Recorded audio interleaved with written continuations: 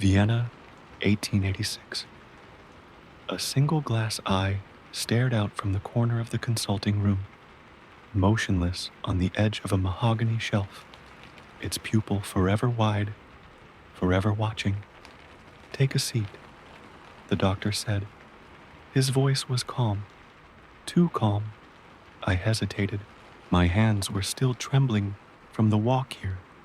Knuckles stung from gripping my umbrella too tightly. The rain hadn't let up since morning, and the streets had become a gray soup of clattering hooves and rising steam. "Please," he repeated. "You've come a long way."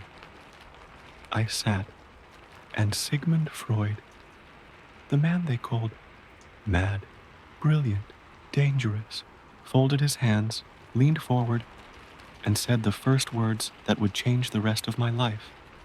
"Tell me about the dreams. My name is Anna Weiss. I was 19 when I became Freud's first true patient. At least, the first he kept in confidence. The first he studied with his strange new method. Not the hypnosis he learned in Paris. Not the lectures he gave to the aging professors in Vienna. This was something else. And I was something else too. At least, that's what they all whispered. Too quiet, too pale, too clever for a girl. But what none of them saw was what I carried with me every night, every hour, every heartbeat. I didn't sleep anymore, because when I did, I heard a voice that wasn't mine, and woke with the taste of iron behind my teeth. The room smelled faintly of smoke and books. I glanced at the shelf again, that glass eye. It unnerved me. "Where did you get that?" I asked. Freud turned, followed my gaze. "Oh, that," he said lightly. "It belonged to a soldier. Died in an asylum after the war. Why do you keep it?" He smiled faintly. "To remind me that not all wounds are visible, and not all cures are kind." A pause stretched between us. I adjusted my gloves. The urge to bolt clawed at me, but something else kept me still. Maybe it was his gaze, steady, curious, not like the priests or the other doctors. He didn't look at me like I was broken. He looked at me like I was unread. He asked for the beginning, so I gave him one. "I was 13, I said. "The first time the dreams came." He said nothing, simply waited. "It was always the same," I continued. "A hallway, endless, lined with doors, and at the end, a mirror." "A mirror?" he asked. "Yes, but it didn't show me. It showed her." "Her?" I looked down at my lap. "It's difficult to explain." Freud nodded slowly. "That's quite all right. You'll find that many things worth explaining rarely come easily." "What was she like?" "She looked like me," I said, but she smiled. "Wrong. That night, I told him things I hadn't told anyone.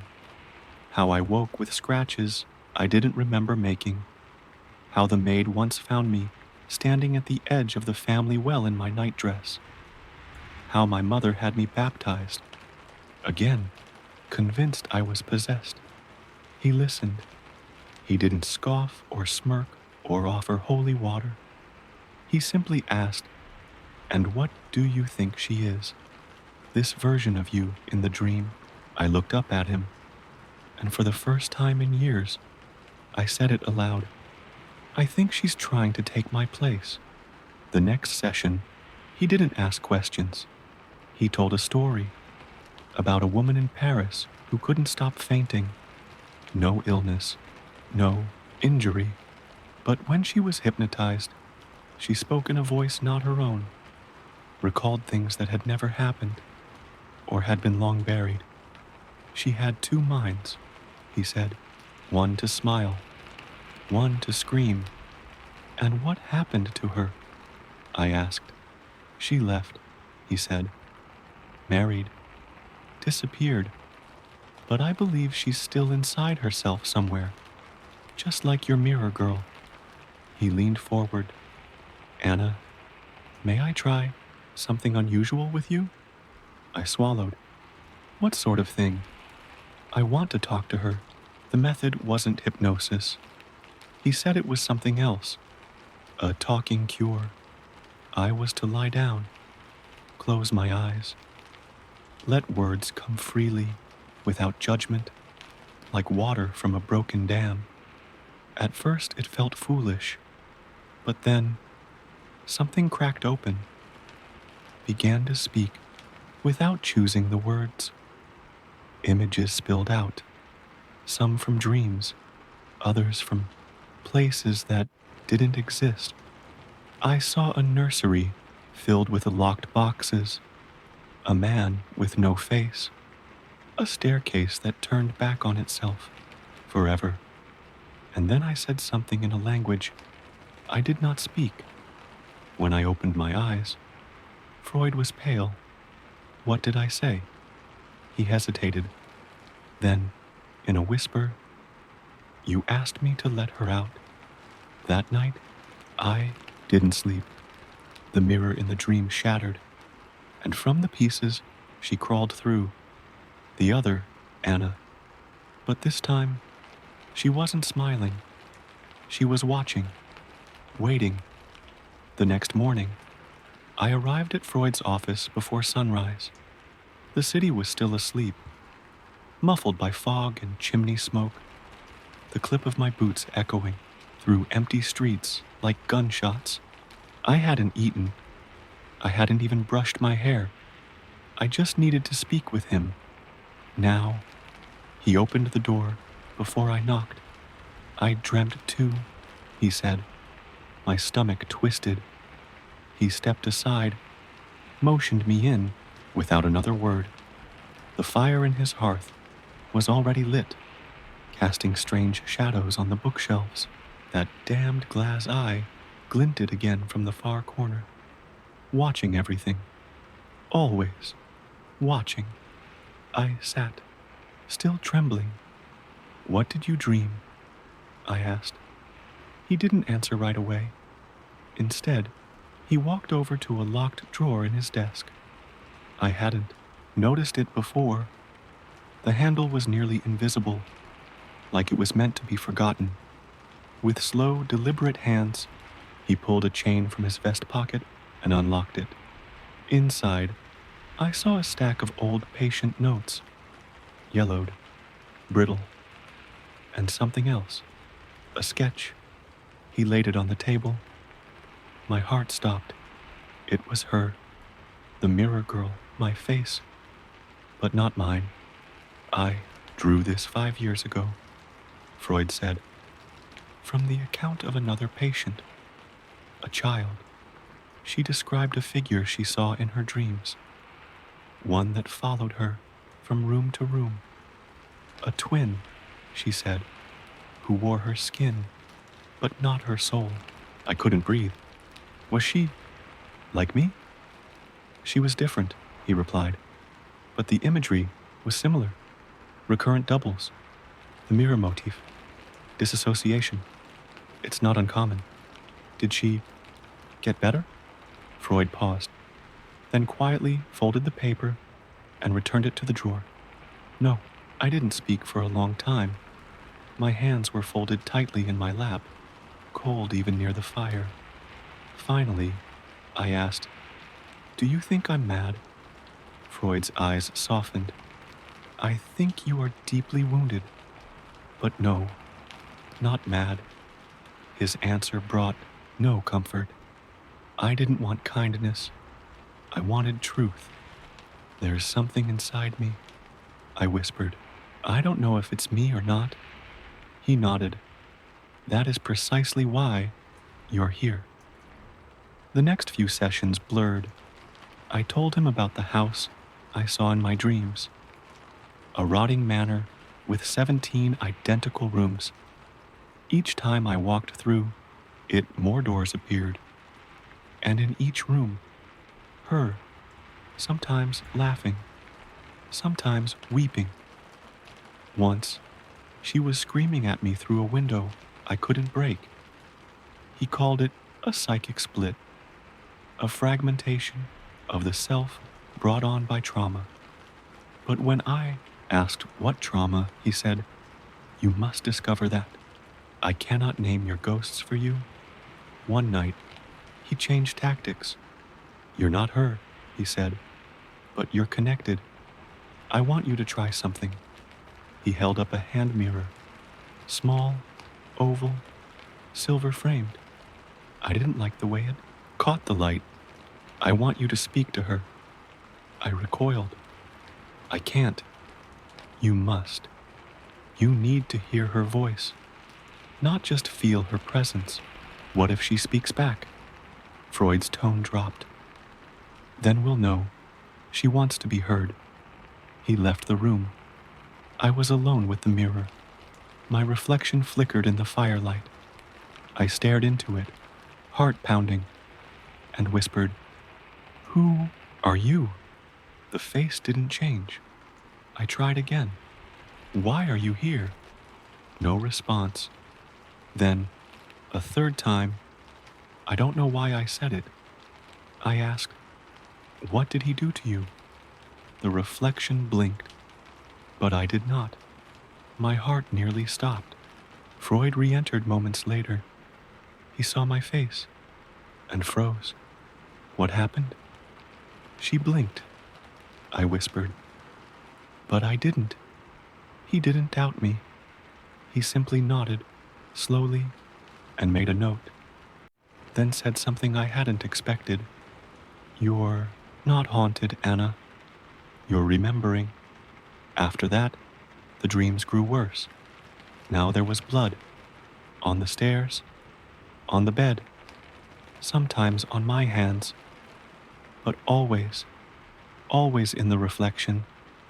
I tried to tell myself it was symbolic, the way Freud described in his lectures, a representation of repressed emotion, buried memory, but it felt real, more real than the sessions, more real than Vienna itself, more real than me.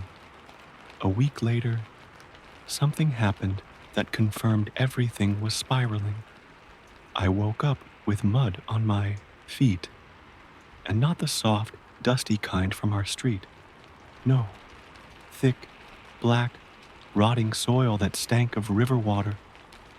My sheets were torn, my fingernails packed with grit, and in the corner of my mirror, her face, faint, watching, and smiling.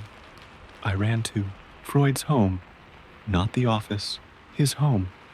I was breathless, rain-drenched, on the verge of screaming. He let me in without a word. "What's happening to me?" I demanded. "I'm losing hours. I'm waking up filthy. There are bruises I can't explain." He didn't tell me I was delusional. He didn't offer sedation. Instead, he opened his journal and showed me something he'd never revealed before. A sketch of me, drawn months before we met. In the margins, he'd written one phrase over and over. "Patient 0. Split begins with her. Trauma locked. Mirror bleeds." He staggered back. "You knew?" I said, voice shaking. "Before I even came?" He looked up at me with eyes full of something like guilt. "I didn't understand it then," he said softly. "But I knew someone was coming. A patient who wouldn't be like the others. Someone who wouldn't just be cured, but would reveal something far darker." "What does that mean?" He swallowed, and then, with painful slowness, answered, "It means, I think you were the first, but not the only one." I didn't move. Neither did he. The fire behind Freud crackled once, then fell into an eerie silence. Shadows loomed taller than they should have, curling around the edges of his study like smoke from an unseen blaze.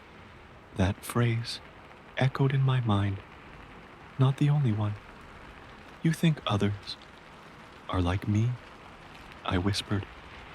Freud nodded once.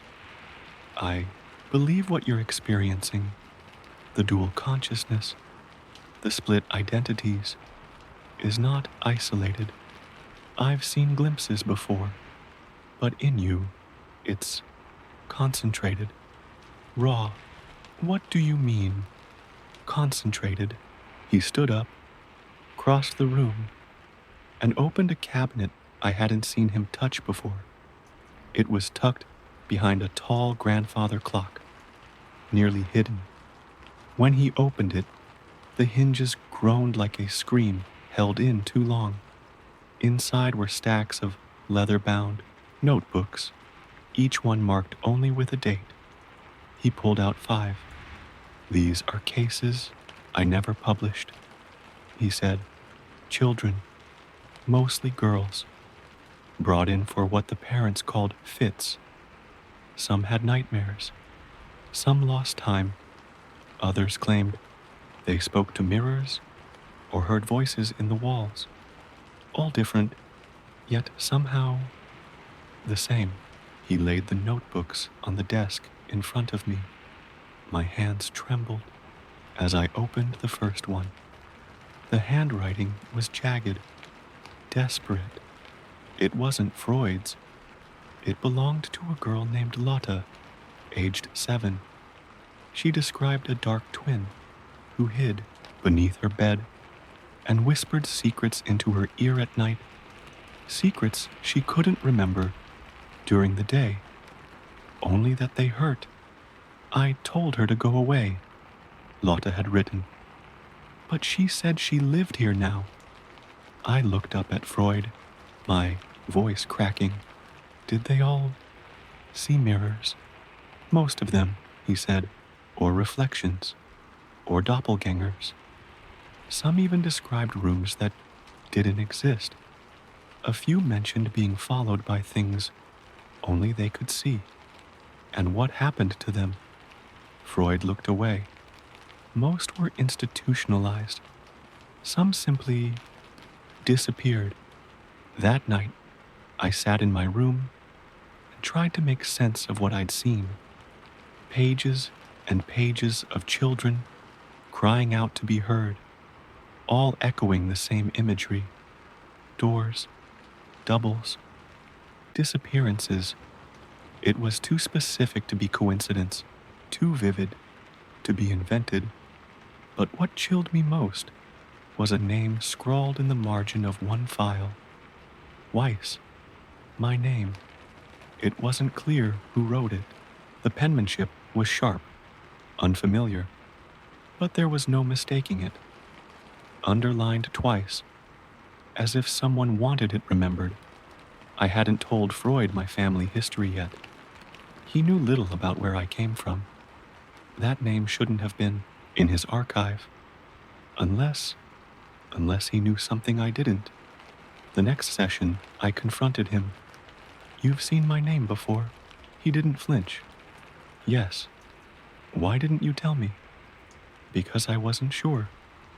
There are many families named Weiss. No, I said. That file had more than just a name. It had her, the girl, me. He studied me carefully, then sighed, walked over to a tall, locked chest near the fireplace. When he opened it, he pulled out a small bundle of letters, tied with black ribbon. He placed them in my hands. I untied them with shaking fingers. The handwriting was my mother's. Hadn't seen her script in years. Not since she fell ill and stopped writing entirely. These letters were old, dated 5 years ago, addressed to Dr. S. Freud, Vienna. Each one was a cry for help. They spoke of my episodes, of the strange things I said in my sleep, the objects I moved without touching, the coldness in it, my voice when I was angry. She has gaps in her memory, my mother wrote. I find her sleepwalking in the woods. Once, she stood at my bedside with a knife in her hand. She says she doesn't remember, but something is inside her, and I can't reach it. I couldn't breathe. I don't remember any of this. Freud's voice was gentle. That's what repression does. The mind buries what it can't process, and sometimes it splits. Split, I said. You keep using that word. Because your consciousness, your identity, didn't shatter. It divided. He leaned closer. Anna, I think what you see in the mirror isn't an entity. I believe she's you. The part that was cut away, sealed, and now it's fighting to return. Why now? Because you came here, he said. Because the work we're doing is pulling it to the surface. I didn't know whether to scream or weep. Instead, I whispered, what if I don't want her back? He looked at me long and hard. Then she'll take you instead. That night, I stared into the mirror again. I tried to will her out, or will myself in. I whispered her name. I didn't know it, but it came anyway. Eliska, and the mirror fogged over.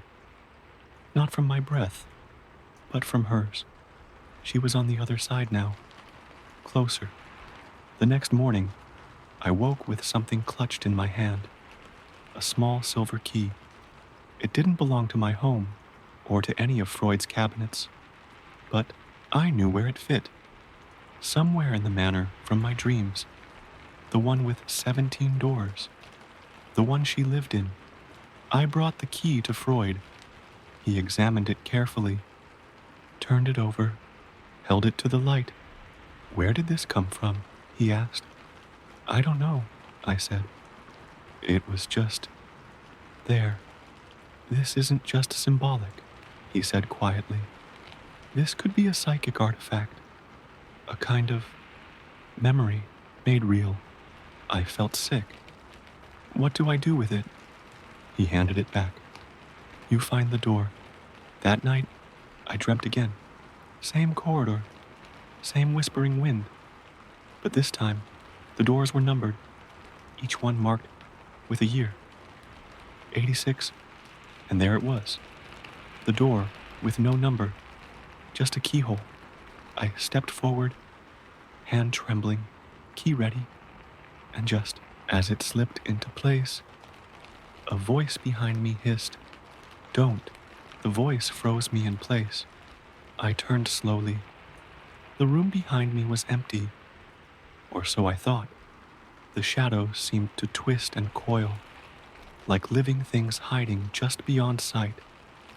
I blinked hard, trying to shake the fog clouding my mind, but the warning echoed inside my skull. Don't. My fingers still gripped the cold key. It felt heavier than before, like it carried the weight of something ancient, something dangerous.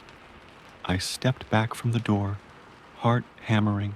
The whispering wind inside the dream seemed to grow louder, more urgent, but something deeper pulsed beneath it, a slow, steady rhythm, like a heartbeat, but not mine.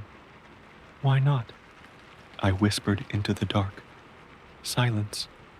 Then the air shifted, and a faint light flickered beyond the door's edges, a sickly, greenish glow that made my skin crawl. I wanted to run, but I was rooted there, caught between fear and curiosity, between myself and the shadow. Inside, morning came with no relief. I woke drenched in sweat, the key burning a hole in my palm. The dream had followed me into daylight, filling every corner of my mind with whispered warnings. I knew I had to face it, But what if unlocking the door meant unleashing something I couldn't control? Or worse, losing myself forever? I arrived at Freud's office early, the key clutched tightly in my fist. He looked up from his papers, eyes sharp beneath his heavy brows. "You found it," he said quietly, nodding toward my hand. "I did." "And you didn't open the door?" "No." I heard a voice. It told me not to. Freud's gaze deepened, as if he was seeing through layers of my soul. "Good," he said. "That voice, it's your mind's last defense. The part of you still fighting to protect what's left." "What if I want to open it?" I asked. "What if I'm ready?" He hesitated. "Then you must prepare," he said slowly. "Because once it's open, there's no turning back." He set to work. For days, we delved into the darkest corners of my mind, revisiting memories I had long buried, facing fears that clawed at the edges of sanity. Freud guided me like a lighthouse in a storm, though even he seemed shaken by what emerged. The mirror girl, Eliska, was no longer just a reflection. She was a presence, an echo of a past I hadn't dared to face. Through hypnosis and conversation, I learned pieces of a story I never knew was mine. A tale of betrayal, of a family shattered by secrets, of a childhood spent in a cold manor on the outskirts of Vienna, the same manor in my dreams. The locked door was not just a symbol, it was a real door in that manor, a room hidden away, where something terrible had happened, a room where Eliska had been locked.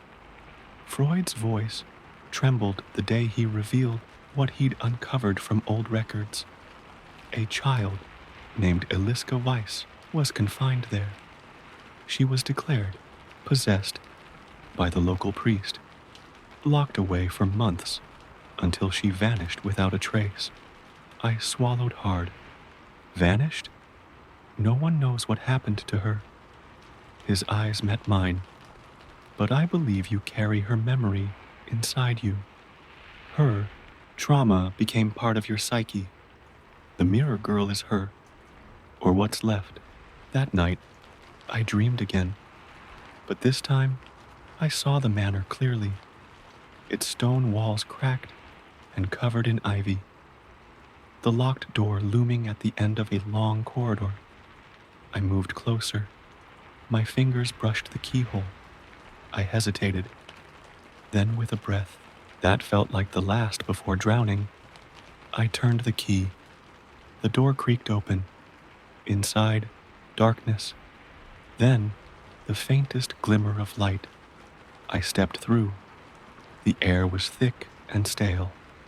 Dust swirled in beams of pale moonlight that spilled through broken windows.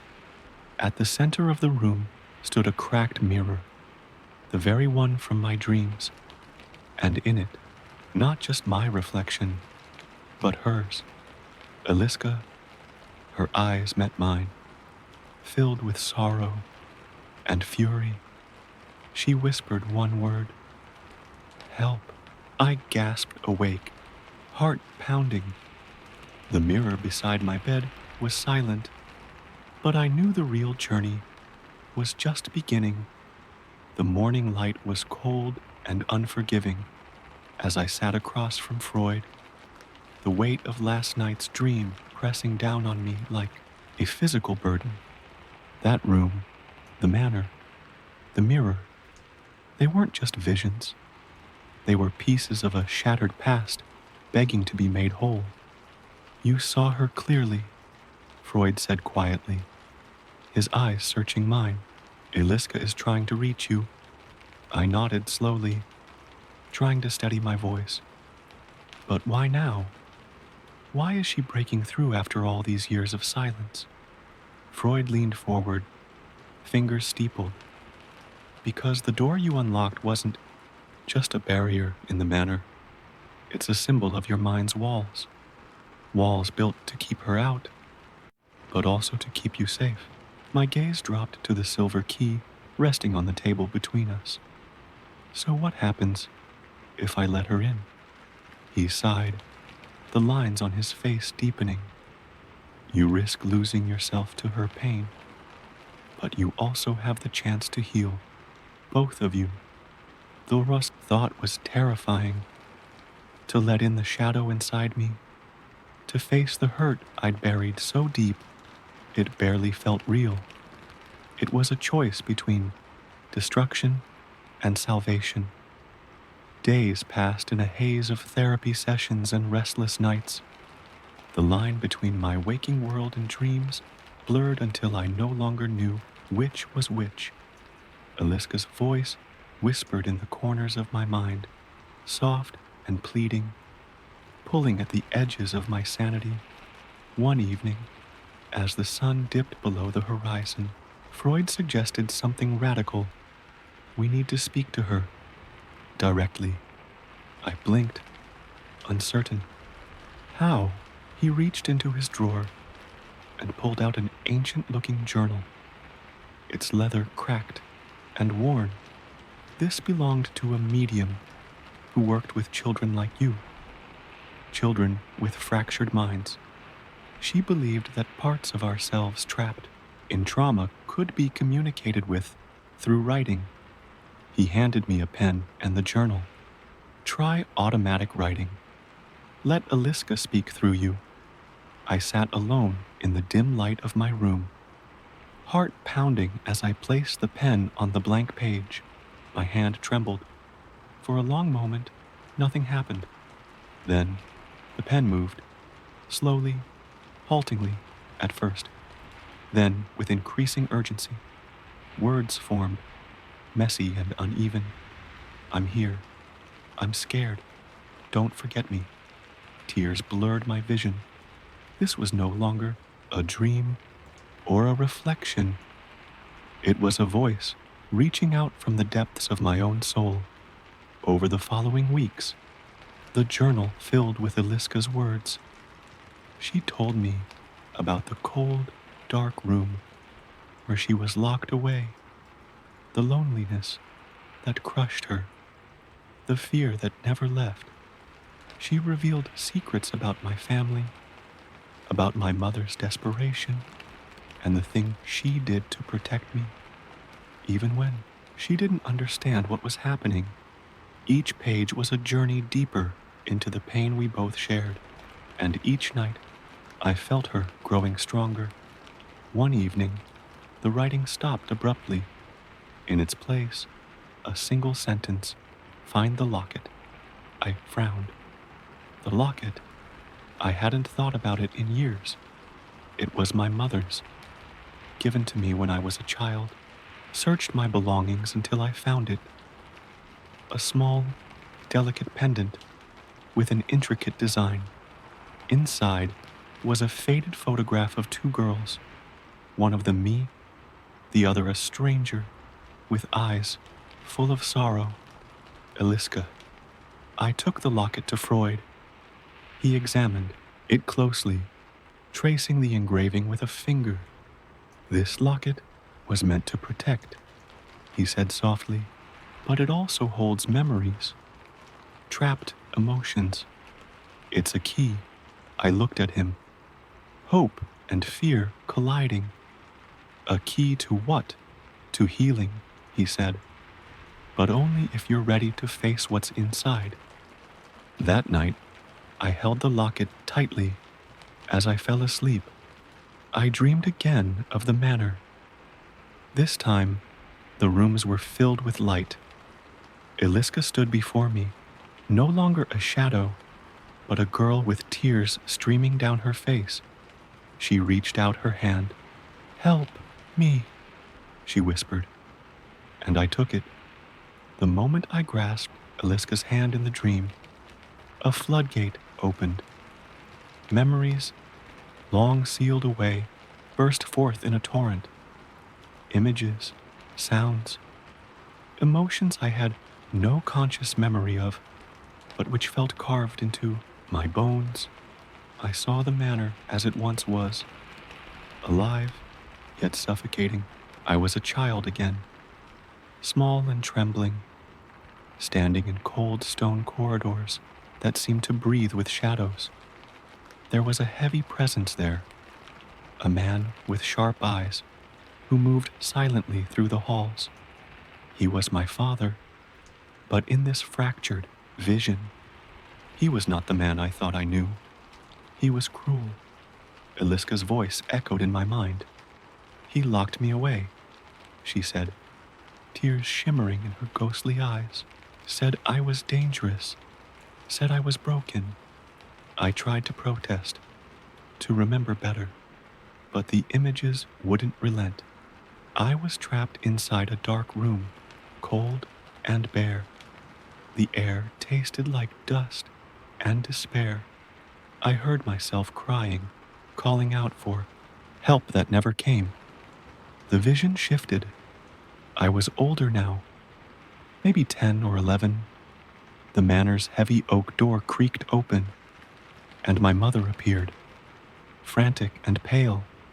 She whispered to me that she was sorry, that she couldn't save me then, that she loved me, but she left, and the door slammed shut behind her. I woke up gasping, heart wild. The room felt colder than ever. Freud sat beside me, his eyes full of compassion. "You're uncovering the core of the trauma," he said softly. "The abuse, the isolation. It's the foundation of the split in your mind." I shuddered. Why did my mother let it happen? He shook his head. Because she was powerless. Because society saw mental illness as shameful, dangerous. Families hid their secrets. The asylums were prisons, not sanctuaries. I clenched my fists. How do I fight that? Freud smiled sadly. You don't fight it alone. He handed me a small box. Inside were faded photographs and letters, pieces of my family's hidden history. One letter stood out, from my grandmother. She wrote of a darkness in the bloodline, a secret kept for generations, a curse passed down through silence. I felt the weight of generations settle on my shoulders. That night, I dreamed again. Eliska and I walked through the manor's halls, now bathed in golden light. She told me about the children before her, lost souls, trapped in the same prison, their voices buried under layers of shame and fear. She spoke of freedom, of breaking the cycle. I woke with a new resolve. The mirror was no longer a prison, but a gateway. I knew what I had to do. Face the past, embrace the broken pieces, heal. But as I reached to touch the mirror's surface, the reflection warped, twisting into a sneer, and the voice whispered, "One final warning. Not everyone wants to be saved." The sneer in the mirror burned itself into my mind long after I woke. That chilling warning, "Not everyone wants to be saved," echoed through the hollow chambers of my thoughts. Who could it be? What part of me, or of Eliska, resisted the healing I sought? The question gnawed at me. Unsettled, the fragile balance Freud and I had begun to build. I was no longer just a patient. I was an explorer, plunging deeper into a labyrinth of fractured memories, hidden truths, and dangerous secrets.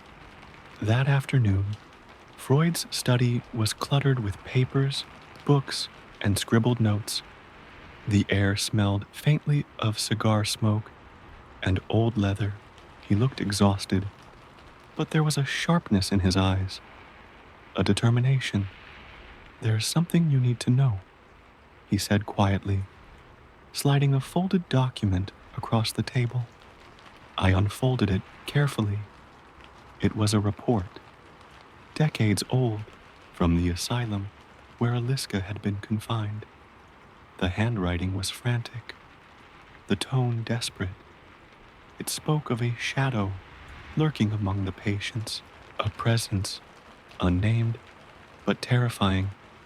Staff whispered of a darkness that spreads like a disease. I shivered, gripping the paper as if it might burn me. Is this real? I asked. Freud nodded gravely. Mental illness in the 1800s was poorly understood, but some things weren't just medical. They were social, political, dangerous. He looked at me intently, and some people, even within the asylum, had motives that went beyond care or compassion. My mind raced back to the manor, to the darkened halls, the locked door, and the sneer in the mirror. What if the resistance wasn't just inside me? What if something outside, someone, was fighting to keep the past buried? Days passed in a blur of therapy and research. Freud and I pieced together fragments of records, diary entries, and witness statements. A pattern emerged. One man, Dr. Heinrich Kruger, the asylum's chief physician, had wielded power like a tyrant. His name was whispered in the corridors of history as both healer and monster. He believed that madness could be purged by force, that confinement and punishment would cleanse the soul. Freud's voice dropped to a whisper one evening. Kruger's methods were brutal. He used isolation, starvation, even torture. Many patients never left his ward alive. I felt bile rise in my throat. Did he know about Aliska? Freud hesitated. There's evidence he specifically targeted her, viewed her as a threat to his authority. She challenged his so-called treatments. That night, the dream came again, more vivid than before. I was back in the manor's locked room. The mirror shattered, splintering across the floor. Kruger's cold eyes stared from the shards. You belong to me, he hissed. Aliska screamed, reaching out, but her hand passed through mine like smoke. I tried to run, but the walls closed in. I jolted awake, heart pounding, gasping for air. Freud was beside me in an instant, steadying my trembling hands. You're confronting the most dangerous part of your past, he said softly. But you're not alone. The battle wasn't just within me anymore. It was a war between past and present, between those who sought truth and those desperate to bury it, and the next step would take us straight into the heart of darkness. The morning light filtered weakly through the grimy windowpane of Freud's study, casting long shadows across the scattered papers and books strewn about like fallen leaves. I sat there, the weight of the previous night's nightmare pressing on my chest so heavily I could barely breathe. Kruger's face, cold, cruel, merciless, haunted my mind. But even more terrifying was the realization that this man's shadow still clung to the corridors of my memory, threatening to pull me back into the abyss. Freud sat across from me, his gaze steady, but his eyes carrying the same weariness I felt. You're at a crossroads, he said quietly, folding his hands on the desk. The truth you're chasing is wrapped in layers of pain and deception, but the only way to free yourself is to face it head on. I swallowed hard. How do I even begin? Kruger was more than just a man. He was a system, a nightmare that consumed so many lives. Freud nodded. and that system extended far beyond the walls of the asylum.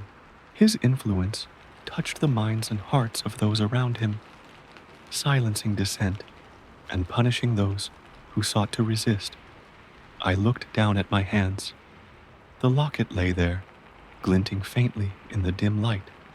It was a symbol of protection, of memory, but now it felt heavier, like a talisman charged with the weight of history. Days turned into nights and back again as Freud and I delved deeper into the archives. We pored over faded letters, brittle journals, and yellowed newspaper clippings that told stories of despair and cruelty. With every page, the picture became clearer and darker. One letter, written in a shaky hand, described the whispered rumors about Kruger's ward, how patients disappeared without explanation, how screams echoed in the dead of night, how fear ruled the asylum more than any doctor's orders. It spoke of a secret room, hidden behind a false wall, where Kruger conducted his experiments. I felt a chill run down my spine. Could the locked door in my dream be that very room? Freud's voice interrupted my thoughts. I found something you should see. He handed me a small, crumbling map of the asylum's layout, annotated with notes and marks. A faint outline indicated the location of the secret room. We should go, I whispered, heart pounding. Freud hesitated. Are you sure? This could be dangerous. I looked at him, determination hardening my voice. I have to know. That evening, we arrived at the dilapidated asylum, long since abandoned and swallowed by vines and decay. The air was thick with the scent of rot and forgotten sorrow. Flashlight beams pierced the darkness, illuminating peeling paint and shattered windows. Every step echoed in the vast emptiness, a hollow reminder of lives left broken behind. We made our way to the ward marked on the map, our footsteps slow, deliberate. The walls seemed to whisper, carrying echoes of past torment. And then, there it was, the false wall. I pressed my hand against the cool surface, tracing the edges. My breath caught in my throat as I felt a slight give beneath my palm. Freud produced a small crowbar, his hands steady despite the tension. With a grunt, he pried the wall open, revealing a narrow, pitch-black passage. We stepped inside, the beam of the flashlight cutting through the suffocating darkness. The air was stale, heavy with the scent of mold and decay. As we moved deeper, the walls closed in, lined with crude instruments and faded writing etched into the stone. At the end of the passage was a heavy iron door, its surface pockmarked and rusted.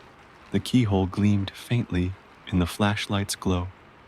My fingers trembled as I reached into my pocket and pulled out the old key, the same key from my dreams. It fit. The door creaked open, revealing a small chamber bathed in shadows. The room was stark, barren except for a solitary chair and a broken mirror hanging crooked on the wall. Dust motes floated in the stale air, settling over what looked like dried stains on the floor. I stepped inside, a cold shiver running down my spine. This was the room where Aliska had been held, the room that had fractured our minds and stolen our innocence. Suddenly, a soft sound, like a whisper, caressed my ear. Aliska. I spun around, but the room was empty. Freud placed a steadying hand on my shoulder. She's here, he said softly. Not just in your mind, but in this place. I swallowed hard. the enormity of what we'd uncovered settling over me like a storm. This chamber was a tomb for memories buried too deep, secrets too painful to face, but also a place where healing could begin. As we prepared to leave, a faint glimmer caught my eye. The broken mirror's jagged shards scattered across the floor. I bent down and picked up a fragment, staring into its fractured reflection. For a moment, I saw Eliska's face staring back at me, her eyes full of sorrow and hope. And then the piece slipped from my fingers and clattered to the ground. The room seemed to exhale, a silent plea or a warning. Back at Freud's office, the reality of what we had uncovered hit me hard. The asylum, Kruger's cruelty, Eliska's imprisonment. It was a tapestry woven with pain, fear, and silence. But the threads were unraveling, and I was holding the key. That night, I lay awake, the locket warm against my chest. My mind was a storm of memories and emotions, fear, anger, sorrow, but also determination. I had to face the darkness, not just for Eliska, but for myself, and for everyone whose voices had been silenced behind asylum walls. Sleep finally came, and with it, the dream. I stood in the manor once more, the halls alive with light and shadow. Eliska was beside me, her hand warm in mine. Together, we faced the shattered mirror. It was no longer a prison, but a gateway. And as we stepped through, I felt the first true sense of freedom I had known in years. But freedom, I realized, came with a price, because the past never stays buried forever, and some doors, once opened, can never be closed again. The dawn light barely touched the cold walls of Freud's study as I returned from the asylum, my mind still tangled in the shadows. We had uncovered that hidden chamber. The secret room of suffering wasn't just a physical space. It was a crucible where past horrors, broken spirits, and buried secrets had fused into a silent scream. I felt it in my bones, heavy and unyielding. Freud watched me with a look that mixed curiosity and concern. "You've seen the darkness firsthand now," he said, voice low. "It's real. But what matters most is what you do with that knowledge." I nodded, feeling the weight of responsibility settle deep within me. I want to understand it all.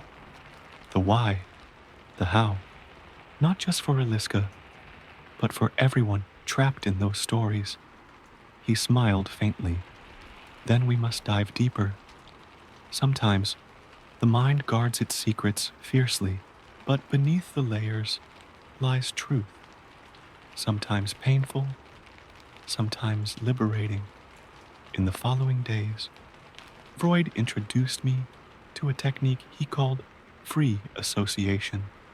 Instead of trying to force memories or answers, he encouraged me to let my mind wander wherever it would, to speak freely, without judgment, about whatever came to mind. At first it was chaotic, flickering images, fragmented sounds, words with no clear connection. But gradually, patterns began to emerge, threads weaving through the labyrinth of my subconscious. I spoke of my father, his stern gaze, the coldness in his voice, the nights I lay awake fearing his footsteps, of my mother's silent tears, her hurried goodbyes, of the whispers that surrounded our family like a storm, never explained, but always present. One session, I mentioned the phrase that had haunted my dreams. Not everyone wants to be saved. Freud paused, his eyes searching mine. That might be the most important thing you've said. I frowned. Why? Because it suggests there is part of you, or of Eliska, that resists healing. Not out of defiance, but out of fear. Sometimes, the mind clings to pain because it is all it knows. Change is terrifying. I shivered. The idea that healing could demand such sacrifice was terrifying in itself. That night, my dreams shifted. The manor appeared again, but this time it was filled with voices, whispers and cries blending into a haunting chorus. Faces flickered in the shadows, some pleading, others accusing. I followed the voices to a dusty attic filled with forgotten belongings. Faded dresses, cracked photographs, torn letters. Among the relics was a journal, its pages brittle and yellowed. I opened it. The handwriting was shaky, but desperate. It was Eliska's. The journal revealed a story I had never known. A story of a young woman trapped by fear and expectation, of a mind struggling to hold on to sanity amid relentless cruelty. She wrote of dreams that felt like prisons, of voices she couldn't silence, and of moments of clarity that slipped away like sand. One entry stood out. I am not broken. I am fighting, but I fear I may lose myself before the battle ends. I clutched the journal to my chest, tears blurring my vision. Waking was a relief and a torment. The weight of Eliska's words settled over me, intertwining with my own story. I realized healing wasn't a simple path. It was a journey through darkness, where sometimes the enemy was not outside, but within. And the greatest challenge was learning to forgive myself, my family, the past. Freud's voice broke through my thoughts the next day. I believe you're ready for the next step. He guided me to a small room, lined with cushions and soft light. It was a place for guided visualization, a safe space to confront fears without the walls closing in. Close your eyes, he instructed gently. Let me guide you. I obeyed, sinking into the cushions as his voice became a steady anchor. Imagine yourself standing before the manor, the door wide open. You're no longer afraid. Step inside. I pictured the halls bathed in warm light, the shadows retreating. Faces from the past appeared, not as threats, but as people seeking peace. I reached out, touching hands that trembled with hope. Eliska stood beside me, no longer a ghost, but a companion on the journey. But as we walked deeper, a figure emerged from the darkness. Kruger, his face twisted with rage. You think you can erase me? He spat. I am part of you. The pain, the fear. You cannot escape me. My heart hammered in my chest, but I stood firm. No, I said. You are part of the past, but you do not control my future. Kruger's form flickered, then dissolved into mist. The manor brightened. The voices softened into song. Opened my eyes, breath shaky but heart lighter. Freud smiled, pride and relief in his gaze. You did it, he said simply. The days that followed were filled with quiet progress. Memories still surfaced, painful, raw, but each one was a step forward, a piece of the puzzle falling into place. I began writing my own journal, weaving my story with Eliska's. It was messy, imperfect, but real. And with every word, I reclaimed a fragment of myself. Yet, the warning in the mirror lingered. Not everyone wanted to be saved. I wondered if some parts of me still resisted, clinging to old fears, old pain. But now I understood that healing was not about erasing the past. It was about embracing it, with all its scars and shadows. One evening, as twilight settled over the city, I stood before the mirror in Freud's study. The surface rippled softly, and for a moment, I saw Eliska's smile. Fragile, but hopeful. I smiled back. Together, I whispered.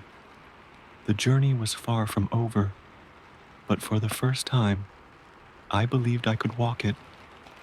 One step, one breath at a time. The pale glow of the evening settled like a fragile veil over Freud's study, where I sat alone with the journal, clutched tightly in my hands. Each page was a thread, pulled from Eliska's tangled past, a window into the torment that had shaped her fragile mind.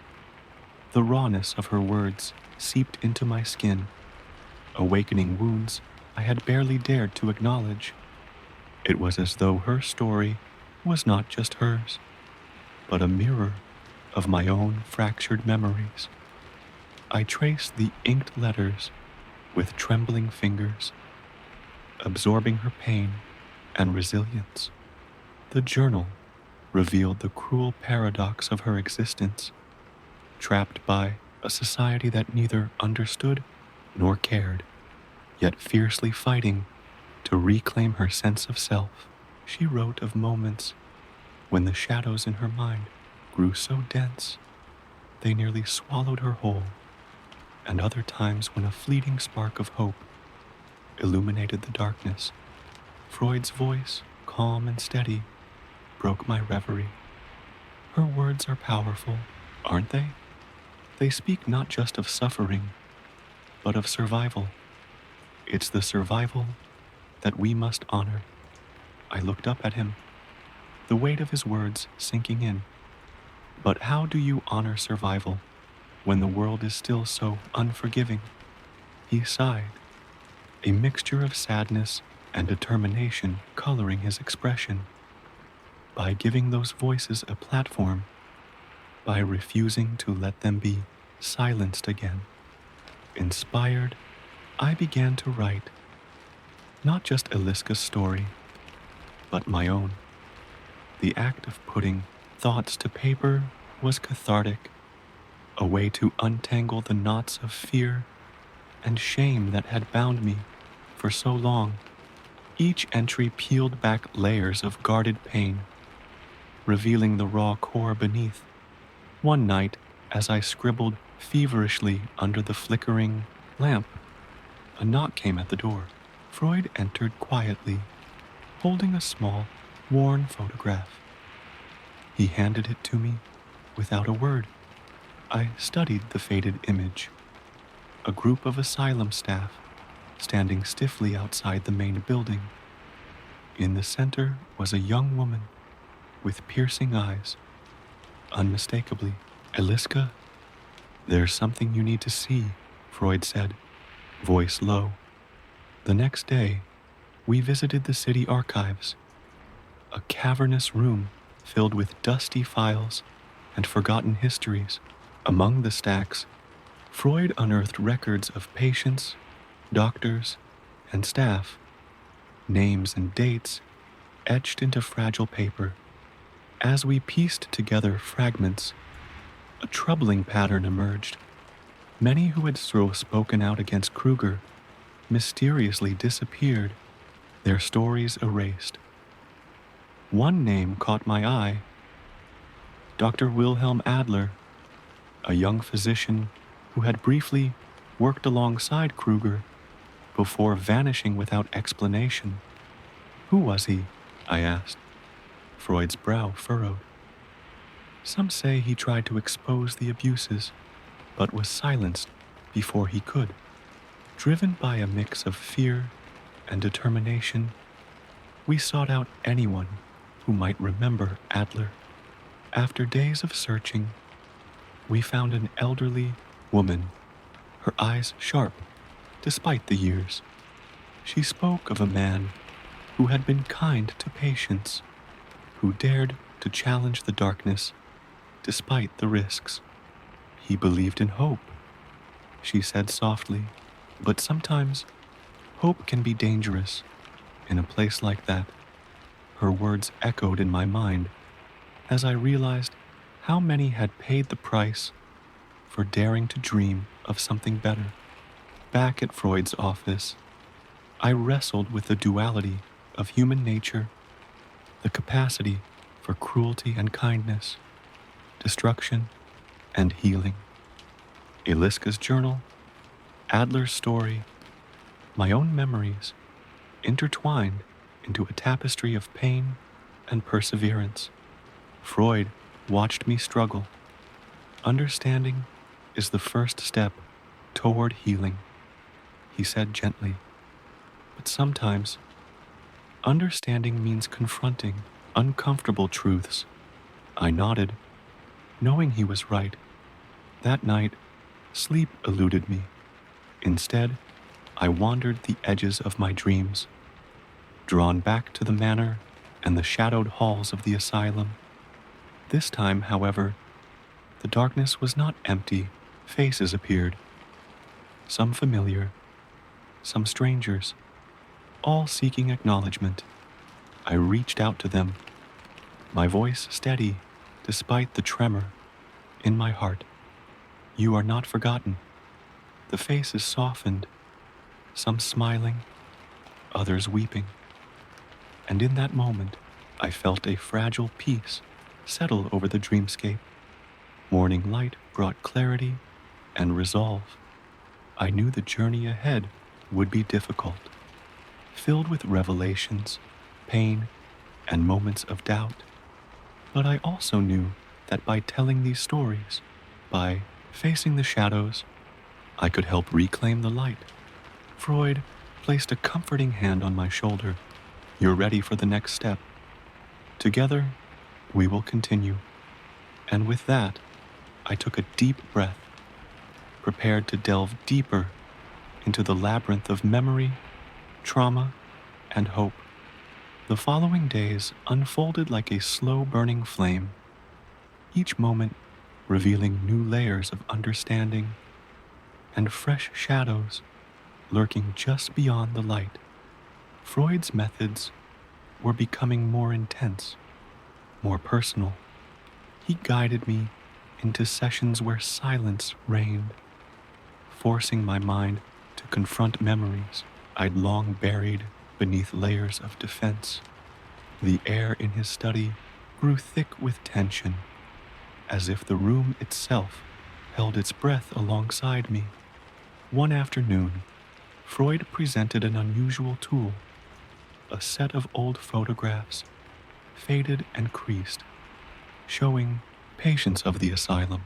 He asked me to focus on one particular face, a young woman whose eyes held a strange mixture of defiance and despair. Her name was Clara, Freud explained softly. She was among the first patients admitted under Kruger's regime. Her story is tragic, but important. As I gazed into Clara's eyes, a wave of empathy washed over me. What was her story? What darkness had shaped those haunted depths? Freud asked me to close my eyes and picture Clara's last days in the asylum. At first, the images were disjointed, a whirlwind of screams, shadows, and locked doors. But gradually, a clearer picture formed. Clara resisting the cruel treatments, hiding moments of rebellion behind a fragile smile. Suddenly, the scene shifted, and I was inside the asylum's cold hallways, walking beside Clara as she whispered to another patient. I felt the tremble of fear and hope intertwine, each step echoing the risk. they took just to share a moment of connection. The image shattered abruptly, leaving me gasping, heart pounding. Back in reality, Freud looked at me with a knowing expression. You felt her struggle, that connection, that flicker of humanity is crucial. I nodded, swallowing the lump in my throat. It's terrifying how close hope and despair are. Exactly, Freud said. And it's in those moments of vulnerability that healing begins. That night, restless and haunted, I revisited the journal. Clara's name appeared in a faded note penned by Eliska, an acknowledgement of a shared bond, a sisterhood formed in suffering. The thought brought tears, a reminder that even in darkness, people find threads to hold on to. I realized then that the asylum wasn't just a place of torment, it was also a crucible where fractured souls reached for one another, desperate for understanding, for kindness. The following session took a darker turn. Freud introduced hypnosis, a controversial technique to access deeper layers of memory. He warned me of its risks, but insisted it might unlock truths hidden even from my conscious mind. Lying back on the familiar couch, I felt his voice wash over me, slow and rhythmic, guiding me into a trance. The world blurred, sounds fading into a distant hum. Suddenly, I was no longer myself. I was inside a shadowed room, walls closing in, the air thick with dread. A figure appeared in the darkness. Kruger. His gaze was cold, unyielding. You cannot run from me, he sneered. Fear surged, but I remembered Freud's words. Confront, don't flee. I stood firm. You don't control me anymore. The room trembled as Kruger's figure distorted, twisting into a monstrous shadow before dissipating. Light flooded the space, revealing a door. Beyond it, a brighter world waited. With trembling hands, I reached for the handle. I woke with a start, heart racing, but a newfound clarity anchoring me. The shadow of Kruger might linger, but he no longer held dominion over my mind. Freud smiled gently. You've taken a significant step today. Over the next weeks, I revisited memories, painful and bittersweet, allowing myself to feel rather than flee. I learned that healing wasn't linear. It was a jagged path, marked by setbacks and breakthroughs. One evening, Freud and I sat quietly as I shared a breakthrough, a childhood memory long suppressed. The moment my father's harsh words fractured my self-worth, planting seeds of doubt and fear. Freud listened intently, acknowledging that pain is the first act of reclaiming your power. The deeper I delved, the more I understood that my story and Eliska's were threads woven into a larger tapestry of human fragility and resilience. Each fractured mind in that asylum was a testament to the indomitable spirit struggling to survive cruelty. And I realized that telling these stories, our stories, was a way to honor that struggle, to shine light into the darkest corners. But as the sessions progressed, I felt a shift, a stirring unease beneath the surface. Sometimes, in quiet moments, I sensed a presence, a whisper at the edge of my consciousness. Was it a memory, a warning, or something more? Freud noticed too, but said nothing, only watching with a thoughtful gaze. One night, as I lay in the dim glow of my room, the whisper came again, a voice barely audible, but unmistakably familiar. Not everyone wants to be saved. The words echoed in the silence, chilling and profound. I clutched the sheets, heart pounding. What did it mean? Was it a shadow of doubt? A part of me resisting healing?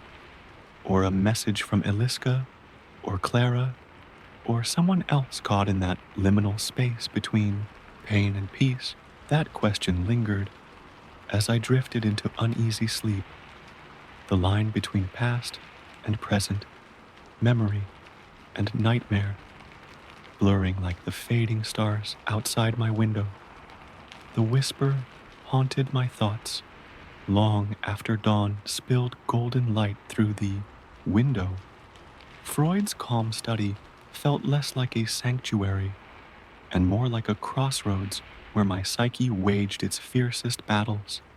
Each session peeled back more layers, revealing that the asylum's ghosts were not confined to history. They had seeped into the very marrow of my being. Not everyone wants to be saved. The phrase twisted and turned, challenging my resolve. I voiced the fear aloud during one session. What if, what if some parts of me don't want to heal? What if the darkness feels safer? Freud regarded me with the patience of a man who had heard confessions far heavier than mine. The mind is complex. Sometimes the pain is familiar, even comforting. Letting go means stepping into the unknown, and that can be terrifying. His words didn't lessen the ache, but they illuminated a truth I hadn't faced. Healing was not a battle won in a day. It was a slow surrender and fierce reclamation at once. One afternoon, Freud introduced a new technique, free association, inviting me to speak without filter, without judgment. I hesitated. The weight of silence thickened the room. Then, like a dam breaking, words tumbled out. Fragmented memories, half-formed fears, and flashes of hope. Among the fragments emerged a recurring image, a garden overgrown with weeds, once vibrant, but now forgotten. I described it to Freud, the tangled vines choking the life from delicate flowers. That garden, he mused, might be your inner self, neglected but yearning for renewal. It struck me deeply. I had spent years neglecting the part of me that craved nurture, growth, and light. That night, I dreamt of the garden. But unlike before, the weeds pulsed with a dark energy, twisting and writhing as if alive. I tried to clear a path, but the vines fought back, their grasp tight and unyielding. Just as despair threatened to overwhelm, a figure appeared, a woman cloaked in soft light. Her eyes held fierce compassion. "Do not fear the weeds," she whispered. "They protect what is fragile, but the garden needs your courage." I awoke with a start, heart pounding. The woman's words etched into my soul. Over the following days, I began to tend my own garden, metaphorically speaking. Freud guided me through exercises in self-compassion, urging me to embrace the parts I had long rejected. Yet, the darkness remained stubborn. Old fears, like shadows, lurked at the edges of my consciousness, ready to pull me back. One evening, as I sat by the window, a sudden chill ran down my spine. Outside, the streetlights flickered, a reminder that even light can falter. Freud invited me to confront those shadows directly. "What are you afraid to face?" he asked. I hesitated, then whispered, "The part of me that feels unlovable, that believes I'm broken beyond repair. He nodded gently. That belief is a cage. Let's see what lies beyond the bars. Through guided visualization, I pictured stepping out of a dark cell into a vast open field. The sky stretched endlessly, filled with stars. As I moved forward, the stars formed shapes, faces from my past, some smiling, some sorrowful. Among them was Eliska, her gaze steady and kind. "You are not alone," she seemed to say. That moment was a turning point.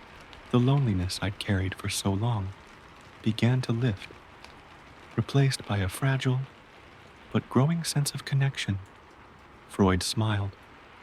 Healing is as much about community as it is about the self. I thought of Clara, Eliska, and the countless others whose stories had woven through my journey.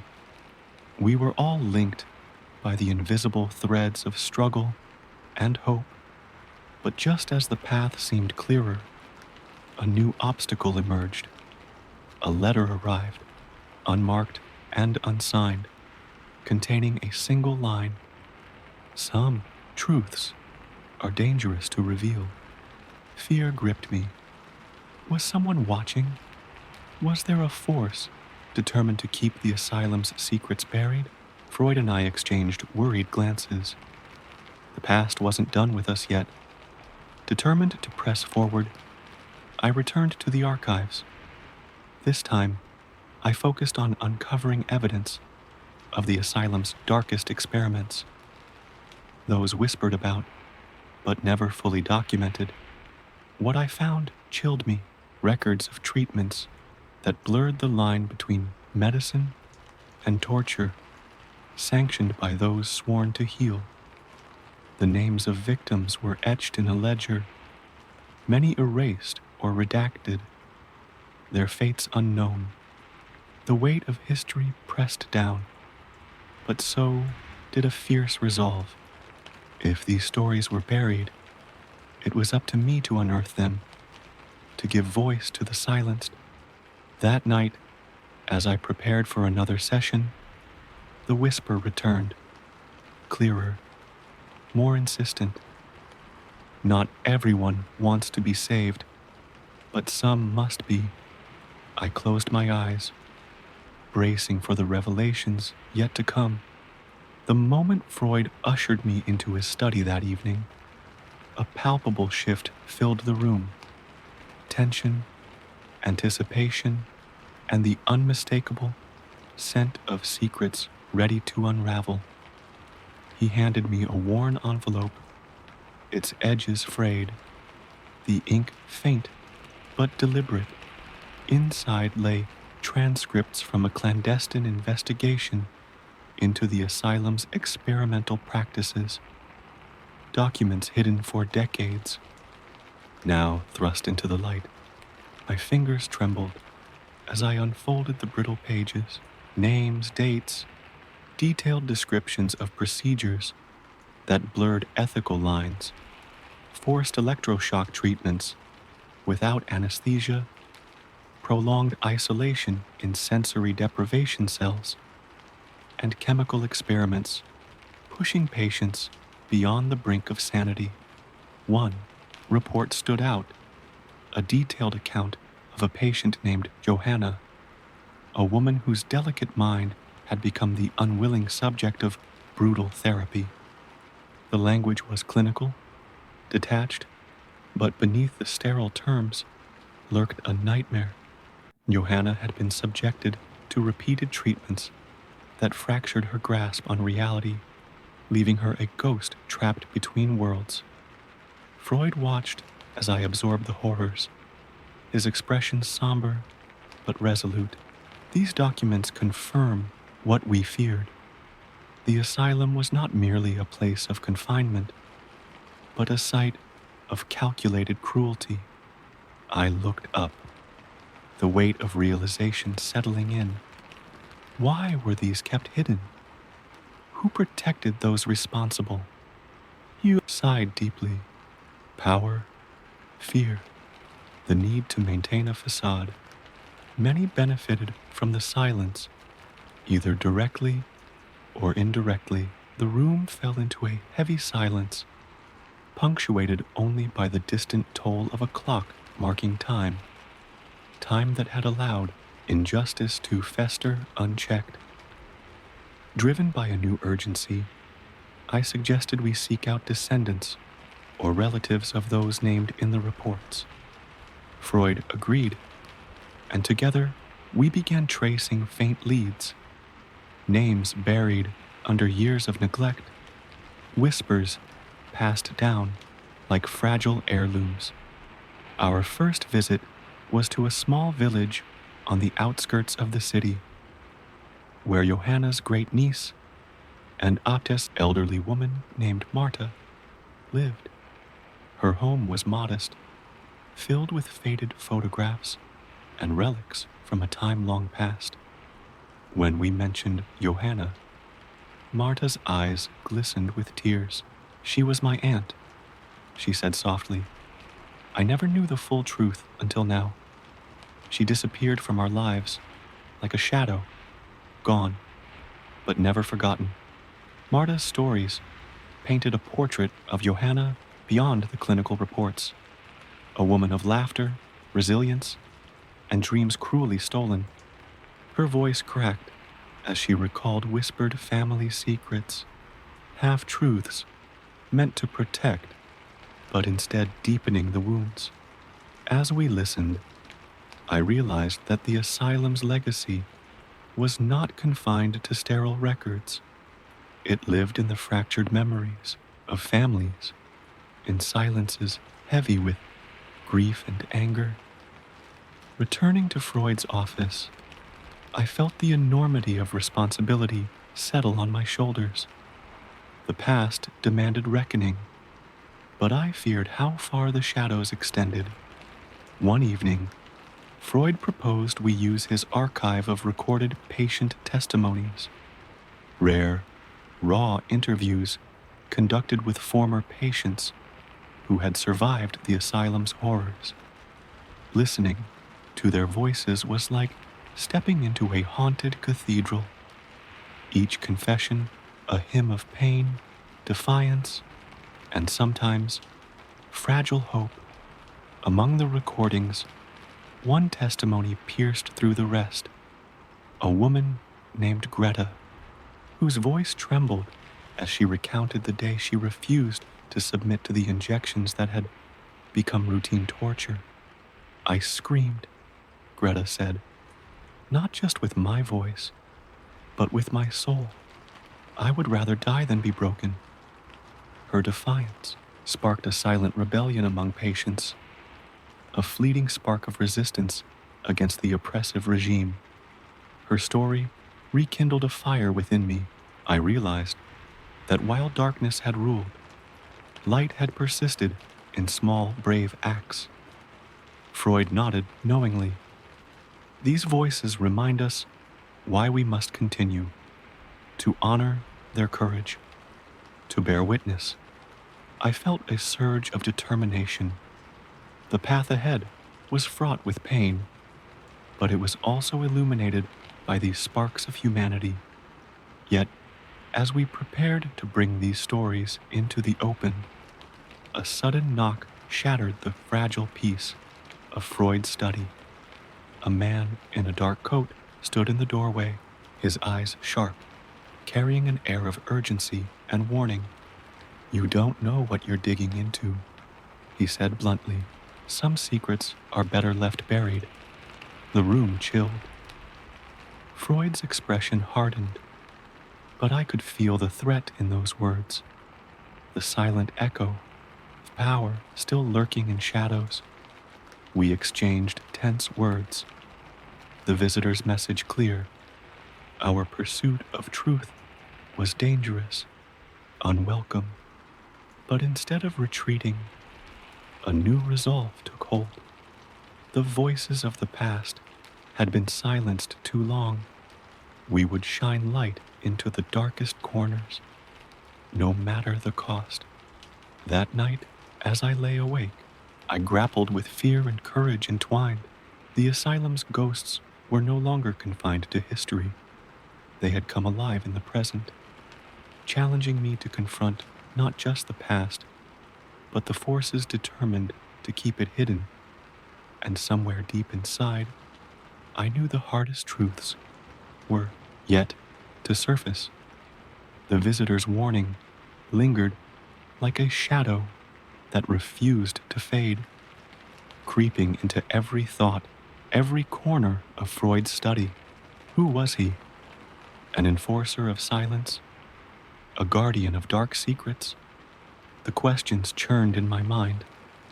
But fear had no place here. Not anymore. Freud closed the door behind the man with a decisive click. "We must be careful," he said quietly. "But fear cannot dictate our path." I nodded, determination steadying my breath. The stakes were higher than ever, yet the need to uncover the truth burned brighter. The following days blurred into a fevered quest through archives, interviews, and long-forgotten letters. Each discovery deepened the tapestry of cruelty and resistance woven into the asylum's history. One letter stood out, scrawled in shaky handwriting. It was from Eliska herself. Her words pulsed with urgency and dread, a secret plea for help buried beneath layers of coded language. "Trust no one but the whisperers," she wrote. "They carry the light we cannot extinguish." That phrase haunted me. Who were the whisperers? Allies hidden within the asylum's walls? A secret network risking everything to protect the vulnerable? Determined, Freud and I began searching for clues, piecing together fragments from patient notes, staff records, and coded messages tucked inside books. Our hunt led us to an old caretaker named Jakob, the last living soul who had worked in the asylum during its darkest days. His eyes flickered with recognition when we mentioned Eliska and the whisperers. "They were real," Jakob said, voice low and trembling. "A few brave souls who smuggled letters, hid medicines, and comforted the broken. They risked death to keep hope alive." Jacob's stories were a lifeline, proof that even amid cruelty, humanity endured. He described secret meetings held in the asylum's forgotten tunnels, whispered conversations beneath flickering candlelight, and acts of quiet rebellion that kept the spirit of resistance burning. As I listened, I felt the weight of history shift. This wasn't just a tale of suffering. It was a story of courage, sacrifice, and the unyielding desire to reclaim dignity. But the darkness was relentless. Jakob's eyes clouded with fear as he warned us. The powers that be hunted, the whisperers mercilessly. Many disappeared without a trace. The danger pressed close. But so did the truth. Freud and I vowed to honor those who dared to resist by bringing their stories into the light. Our next lead took us to a crumbling mansion on the city's edge, once owned by the asylum's director, a man whose reputation was as ruthless as the treatments he sanctioned. Inside, hidden beneath floorboards, we found a cache of documents detailing plans to expand the asylum's reach, blueprints for new wards, lists of prisoners deemed incurable, and chilling references to experimental surgeries. The magnitude of cruelty struck me anew. This was not merely neglect. It was systematic oppression disguised as medicine. As we sifted through the papers, a sudden noise echoed. Footsteps in the hallway. Deliberate and heavy. I froze, heart pounding. Freud gestured toward a hidden alcove. We slipped inside just as the door creaked open. A shadow passed. Someone searching. Someone who should not be here. We held our breath as the intruder moved through the room, unaware of our presence. After what felt like an eternity, the footsteps faded, leaving an eerie silence. Emerging cautiously, Freud whispered, "They're watching us." The realization hit hard. Our quest for truth had stirred forces determined to keep the past buried. That night, insomnia gripped me. The lines between hunter and hunted blurred as I grappled with the cost of unveiling buried horrors. Yet, amid the fear, a flicker of hope endured. The whisperers had risked everything to save lives. Now, their legacy rested in our hands. I knew one thing with certainty. No matter the darkness, I would not turn away. As dawn broke, casting soft light over the city, I prepared for the next session with Freud, aware that the shadows we chased were not just ghosts of the past, but living threats shaping our future. The story was far from over, and the deepest secrets still waited in the silence. The days that followed felt like walking through a labyrinth of shadows, each step uncovering more of the asylum's hidden horrors and the hidden dangers that now stalked us. The visitor's threat was no idle warning. Someone was watching, waiting for us to slip. Freud grew more cautious, but his resolve never wavered. "Truth is a fire," he said one evening, "and those who fear its light will try to smother it with darkness." Determined to press on, we turned our attention to the asylum's records of patient transformations, files that detailed how fragile minds had been manipulated, reshaped, often broken beyond repair. The idea of healing was twisted, distorted into a tool of control. Among these, one case consumed me, that of a young man named Emile. The records described him as intelligent, sensitive, but increasingly erratic, his mind a battlefield between hope and despair. Yet the notes hinted at something deeper: experiments with hypnosis and suggestion, pushing Emile to the edge of identity itself. Freud and I sought out anyone who might remember Emile. Our search led us to a worn photograph tucked inside a dusty book, a glimpse of a face lost in time, then a breakthrough, a faded journal, Emile's own handwriting scrawled across its pages, hidden among the asylum's discarded belongings. The journal was a raw window into a mind fighting for survival amid the storm. Reading Emile's words, I felt the tremors of his anguish, the terror of losing himself to forces beyond control, the desperate grasp for meaning in a world that seemed determined to erase him. One entry stood out. "Today they tried to make me forget who I am, but I cling to fragments, faces, voices, memories that remind me there is still me beneath the shadows." That night, Freud and I sat in silence, the weight of Emile's story settling over us. It was a stark reminder.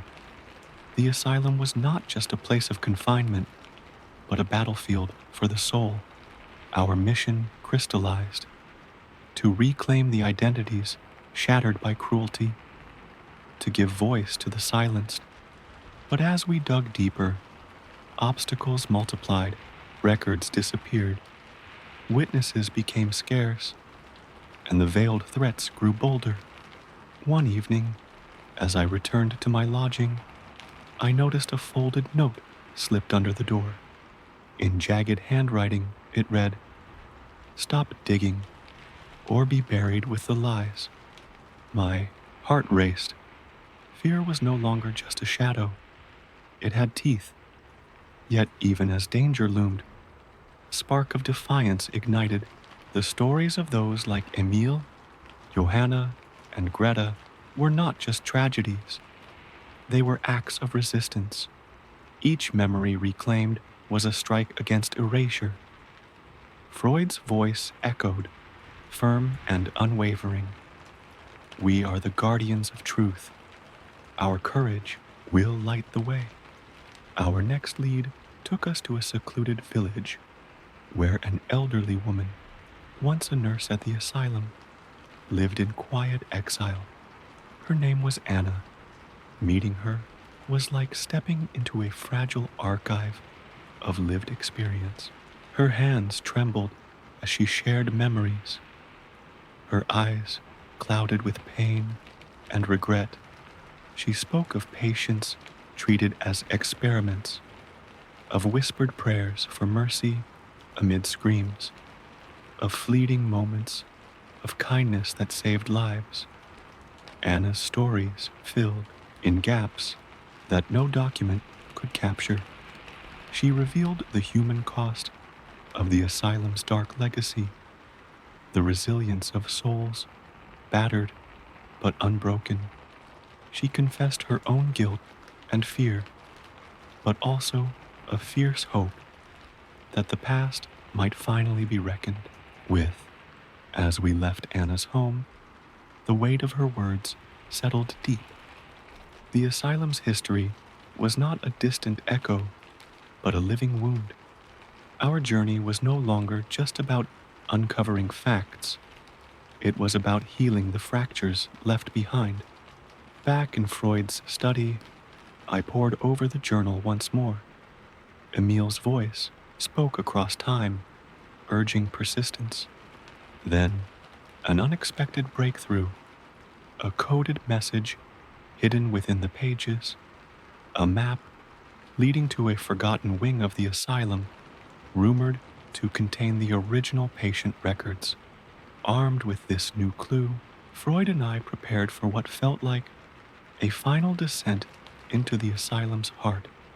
The air was thick with tension as we crossed thresholds long sealed, each step echoing with the ghosts of the past.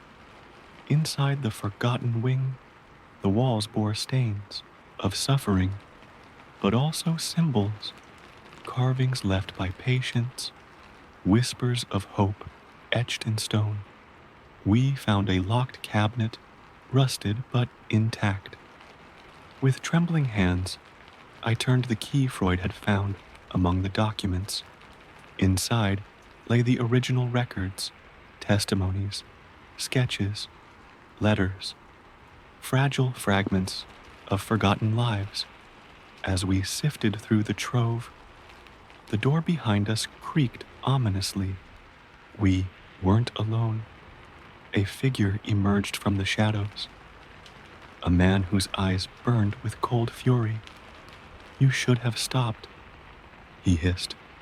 The confrontation was a clash of wills, light against darkness, truth against silence. But we stood firm, knowing that the voices we carried demanded justice. The man retreated, but the warning was clear.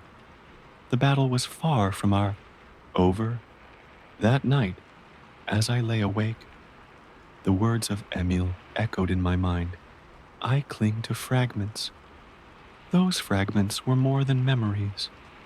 They were the seeds of reclaiming identity, dignity, and hope. And I vowed to nurture them, no matter the cost. The dawn seeped through Freud's study window like a hesitant confession, casting long shadows over the scattered documents that charted a history of pain and resilience.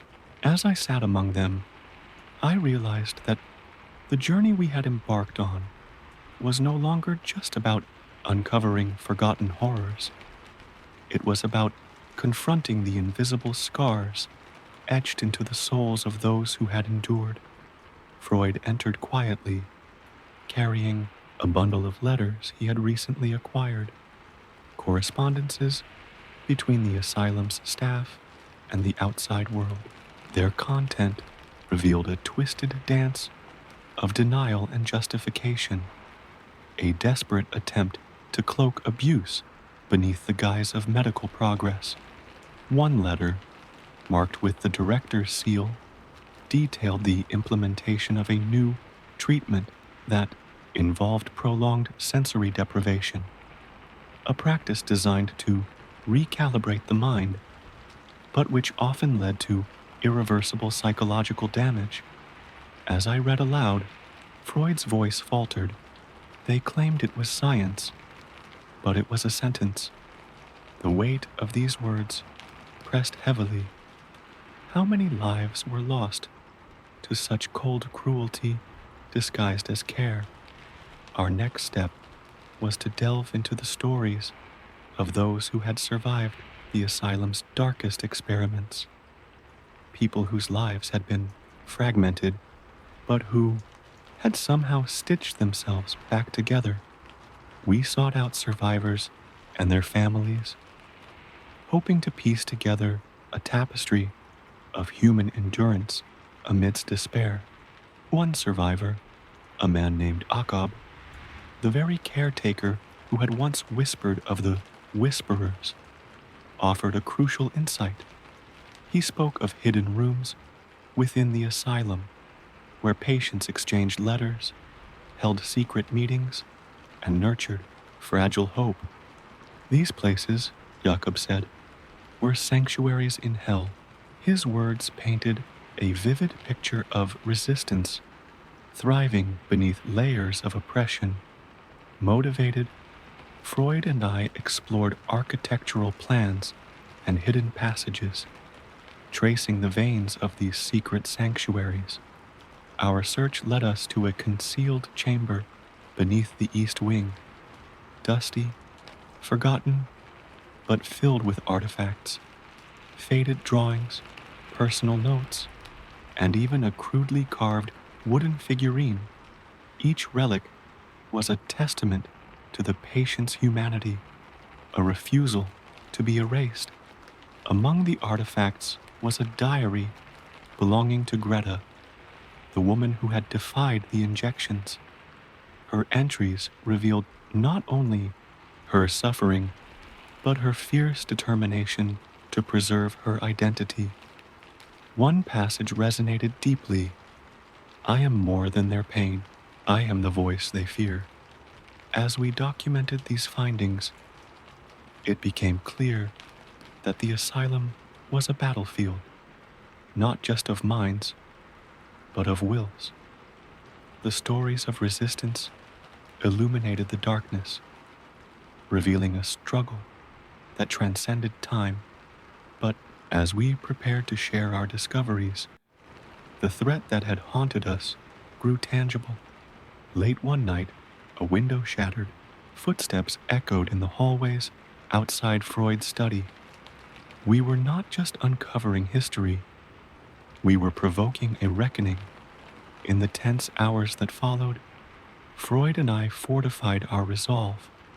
We must be the voice for those silenced. He said, even if the cost is our own safety. His words steeled me for what lay ahead. The climax of our investigation drew near as we arranged a public unveiling, a presentation of the asylum's hidden history, the voices of survivors, and the undeniable evidence of systemic abuse. It was a risk, a challenge to entrenched powers, but necessary.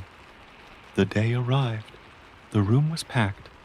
Scholars, activists, descendants of patients, and curious onlookers. I began by recounting the stories we had uncovered, each narrative a thread weaving together the tapestry of forgotten pain and courage. Freud followed, presenting documents, recordings, and artifacts that validated the accounts. As we spoke, a hush fell over the audience, Faces reflected shock, sorrow, and sometimes anger, but beneath it all was a collective awakening, a refusal to let history be rewritten or forgotten. At the conclusion, a woman approached, her eyes filled with tears. My grandmother was a patient here, she said softly. Thank you for telling her story. In that moment, the weight of our work was affirmed, not just as history, but as healing. Yet even as applause filled the room, I knew the battle for truth was ongoing. The asylum's shadows were long, but the light of memory and justice would never be extinguished. And as I looked toward the future, I realized that by bearing witness, we had reclaimed not just the past, but the very essence of what it means to be human.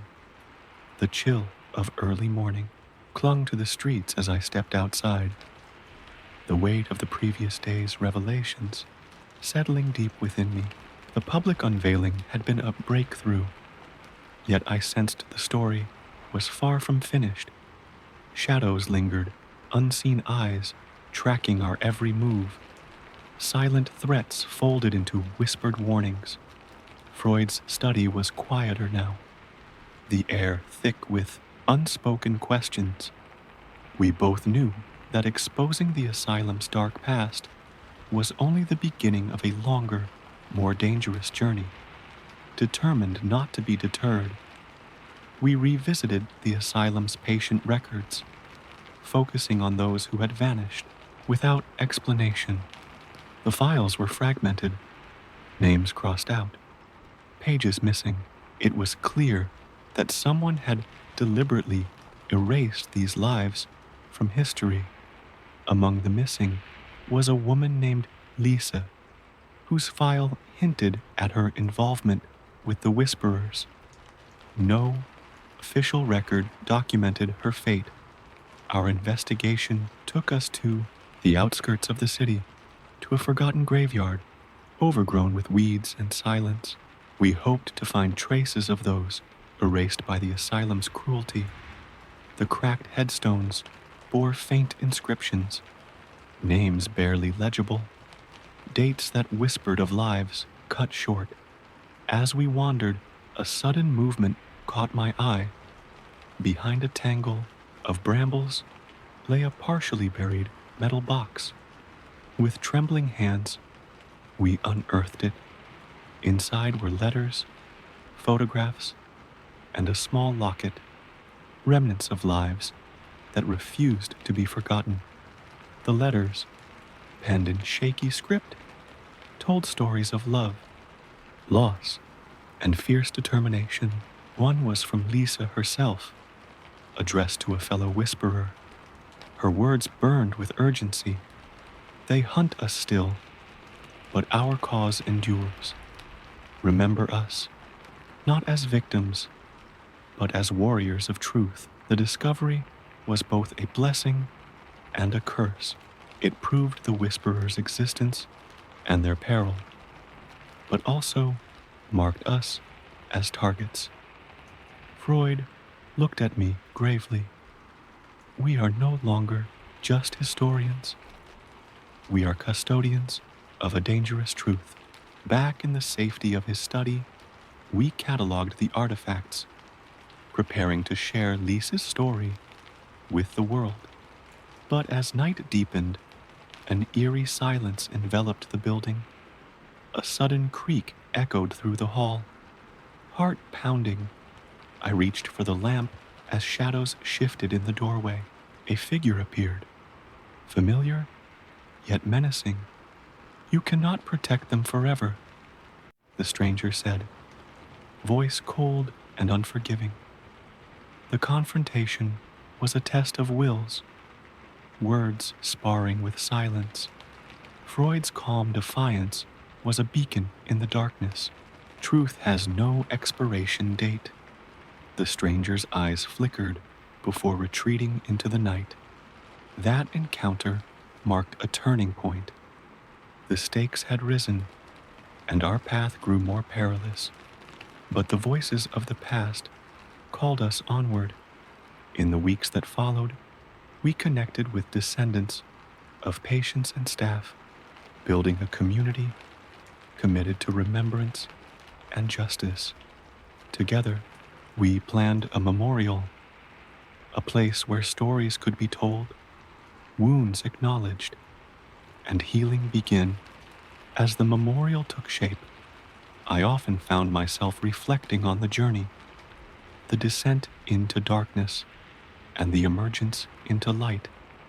The asylum's history was a mirror, reflecting humanity's capacity for both cruelty and compassion. One evening, Freud shared a final insight. The mind is a labyrinth, but it is also a sanctuary. Our task is to map both, with honesty and heart, the story of the asylum and those who lived and resisted within its walls had become more than history. It was a testament to resilience, a call to vigilance, and an enduring hope for redemption. As I close this chapter, I felt a profound gratitude for the courage of those who came before and a renewed commitment to carry their legacy forward, because in remembering, we reclaim our humanity. The cold stone walls of the asylum seemed to pulse with memories as Freud and I returned one last time, armed with the testimonies, letters, and artifacts that told the full story. The air was thick with anticipation and the weight of the countless souls who had suffered within. Our goal was clear: to create a lasting archive that would honor those silenced and guard against history's darkest chapters being repeated. We began by digitizing fragile documents, carefully preserving each detail. Old photographs revealed fleeting smiles beneath the despair. Sketches captured moments of clarity amid chaos. Every piece was a fragment of a life reclaimed. Freud insisted on including the voices of the whisperers, those brave few who had resisted the dehumanization. Their courage was a beacon in the darkness. We interviewed descendants, piecing together oral histories that added vivid color to the cold facts. One story, told by a granddaughter, moved me profoundly. Her grandmother, once a patient named Elsa, had hidden poetry in the margins of her records, a secret language of hope and resistance. These verses spoke of freedom not yet won, but fiercely dreamed. Our archive began to take shape, not as a static museum, but as a living memorial, a digital sanctuary where visitors could hear voices long silenced. Freud believed this was the truest form of healing, but as we worked, the shadows we had faced lingered. Attempts to discredit our findings appeared in local papers. Old colleagues questioned Freud's motives, and subtle threats continued. Still, we pressed on. One night, while reviewing a batch of letters, I noticed a pattern, a code hidden in the punctuation and spacing. Decoding it revealed a map of the asylum's hidden tunnels, used by the whisperers to evade watchful eyes. This secret network had been a lifeline. Guided by the map, Freud and I explored the tunnels, narrow and damp, but echoing with the footsteps of those who had dared to resist. Graffiti on the walls told stories of courage and loss. At the tunnel's end, we discovered a sealed room, a forgotten sanctuary filled with relics, handmade dolls, scraps of fabric, and drawings that told stories words could not. It was a sacred space, preserved by time and memory, we realized that these tunnels and sanctuaries had been more than escape routes. They were lifelines for identity and hope. Preserving their story became our mission. Yet, even as we uncovered these treasures, the fight for truth raged on outside the asylum's walls. The forces determined to keep these stories buried grew more desperate. In a final act of defiance, we organized a public exhibit showcasing the tunnel's artifacts, the diaries, and the voices of survivors. The event was a poignant tribute, drawing attention from around the world. Amid the crowd, descendants wept, scholars nodded in solemn respect, and survivors found their stories honored at last. It was a moment of collective healing. Freud's closing words resonated deeply. Understanding our past is the foundation of compassion and the key to freedom. As the exhibit closed, I looked back one last time at the asylum's imposing silhouette. What had once been a place of shadows had become a beacon, a testament to resilience and the enduring power of the human spirit. And as the lights dimmed, I knew the story was not over. It lived on in every voice, reclaimed, every memory honored, and every heart awakened. Because in the end, the mind is not a prison. It is a universe waiting to be explored, understood, and healed.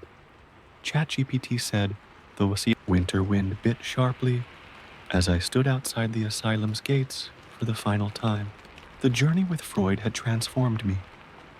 What began as a quest for knowledge had become a mission to honor lives once dismissed, voices once silenced. Yet, even as the past yielded its secrets, the present threatened to unravel all we had fought to reveal.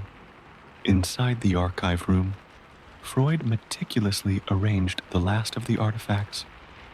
The diary of a young patient, a fragile paper that trembled under the weight of years.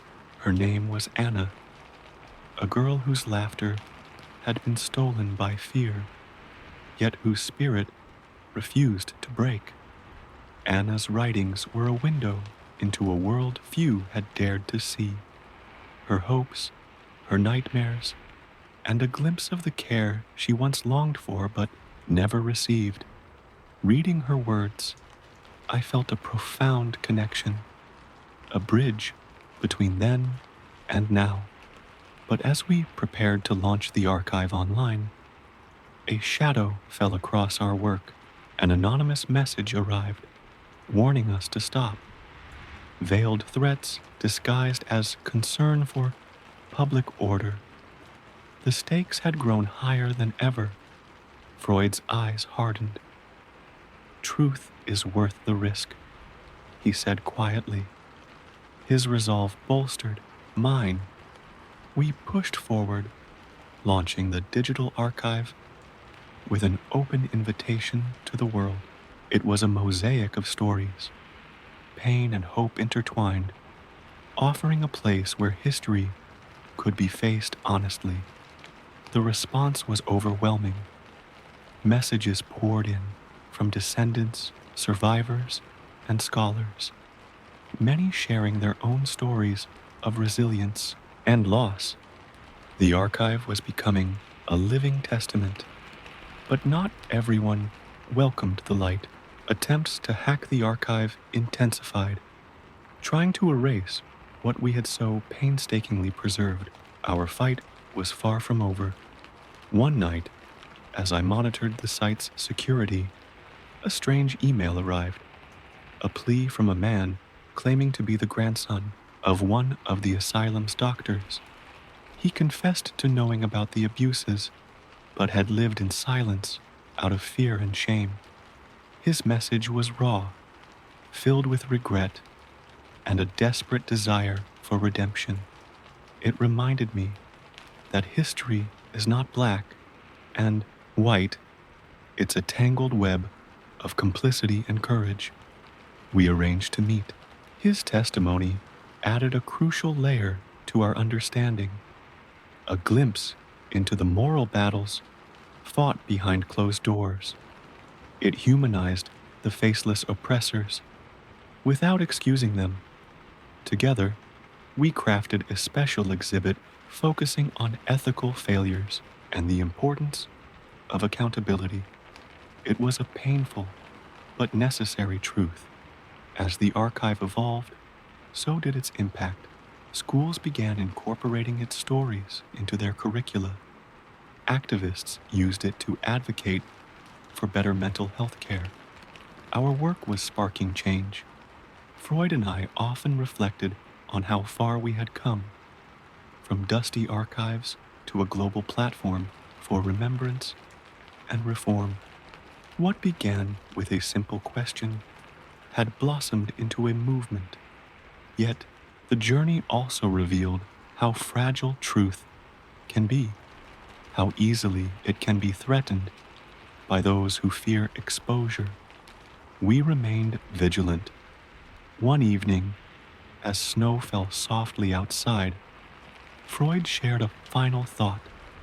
The mind's mysteries are endless, but when we confront the darkest chapters, we make space for light to grow. With that, we close the book on this chapter, knowing that memory is both a weapon and a balm. The story of the asylum, its patience, and its whisperers would endure, not as a tale of despair, but as a beacon of hope and courage. The moment the digital archive went live, a quiet tremor rippled through communities far beyond our small circle. Messages flooded in, some filled with gratitude, others with heartbreak. Survivors' families shared stories never told, while scholars debated and activists rallied. Our work was no longer just history, it was a call to action. In the weeks that followed, Freud and I traveled to universities, conferences, and community centers. Each place brought new faces, new questions, and new stories, threads weaving an ever-expanding tapestry of remembrance. At one lecture, a young woman approached me afterward. Her eyes shone with tears and determination. My grandmother was a patient at that asylum, she said. Your work gave her back to me. That night, as I lay awake, I realized how deeply this project had touched lives. The asylum was no longer a forgotten nightmare, but a shared memory, one that demanded vigilance and compassion. Yet, amid the hope, a persistent shadow lingered. The forces opposing our revelations hadn't vanished. They'd only become more subtle, more insidious. Emails disguised as friendly advice urged caution.